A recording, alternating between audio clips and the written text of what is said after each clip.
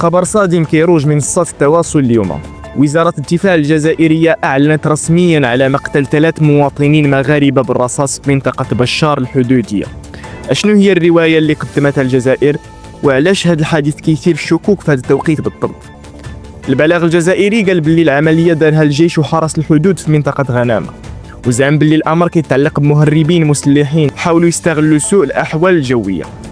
البلاغ كشف حتى على الأسماء ديال الضحايا: عدة عبد الله، عزة محمد، وسرفافا قندوسي، مع توقيف شخص رابع. وزادت الرواية باللي تم حجز كميات من الكيف وبندقية صيد. ولكن الملاحظ هو أن هذه البلاغات كتحاول ديما تظهر الجيش الجزائري في صورة اليقظة، وكتروج لنفس الأسطوانة القديمة ديال إغراق الحدود بالمخدرات. مراقبين كيشوفوا باللي توظيف هذه الحوادث كيكون دائما لخدمة أجندة سياسية، وتفاصيل العمليات كتبقى ديما محل شك وتساؤل كبير حول حقيقة أشنو وقع فعلا في ديك المنطقة. الوضع على الحدود كيزيد يتوتر، والضحايا هاد المرة مغاربة بالأسماء. انتم شنو رأيكم في هذا الحادث وهذه الرواية؟ شاركونا في التعليقات وتابعوا أخبار اليوم تي في باش تعرفوا أي مستجدات أو ردود فعل رسمية.